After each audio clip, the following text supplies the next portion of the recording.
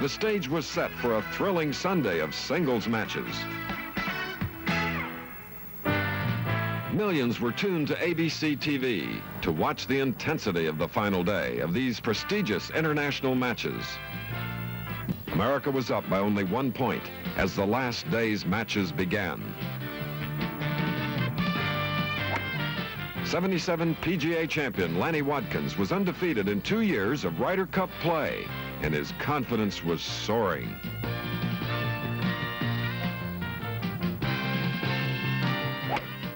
But Bernard Gallagher had his own hot streak going, and something had to give, as these two were eye to eye in the opening match.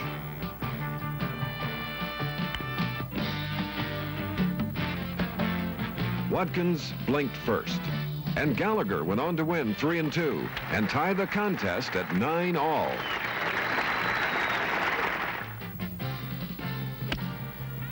Larry Nelson continued to burn up the course with birdies on the first 3 holes to take a big lead over Seve Ballesteros. But the young Spaniard had no intention of trailing at the 16th hole. He sank a 43-foot putt to keep the match alive.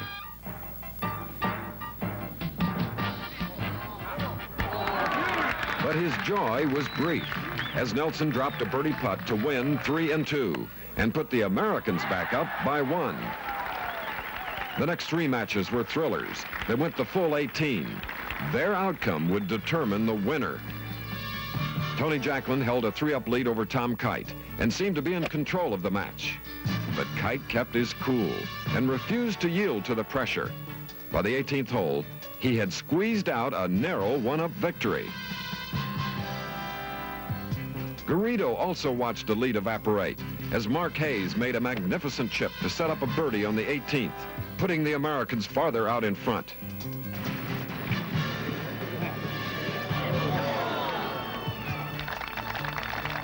Brian Barnes played brilliantly throughout the tournament, but his final effort was to fall short as John Mahaffey edged him out.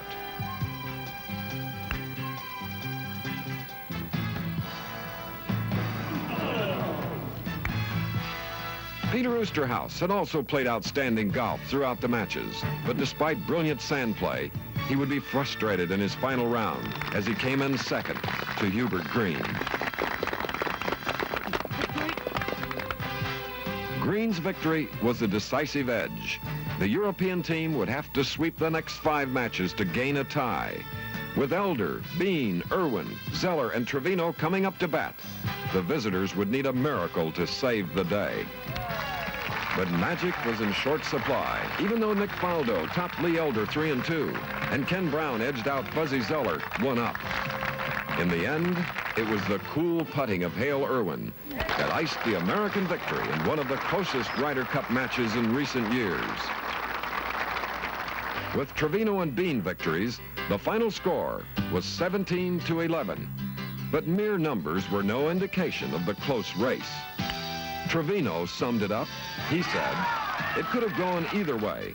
The captains did a fantastic job." The crowds that gathered for the closing ceremonies would certainly agree with Trevino. They had witnessed international golf at its finest. And as PGA President Frank Carty began this final phase, they were ready to show their appreciation. On behalf of the PGA of America, Captain Casper, it's my great honor to present this Ryder Cup to you and to your courageous team.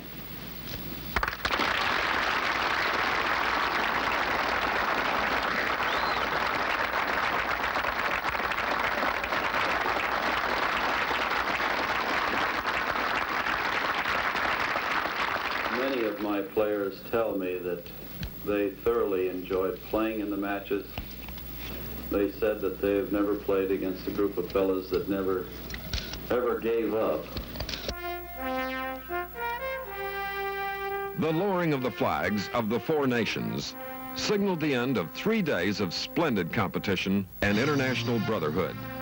But the 1979 Ryder Cup matches at the gracious Greenbrier will long be remembered by both teams and by the world.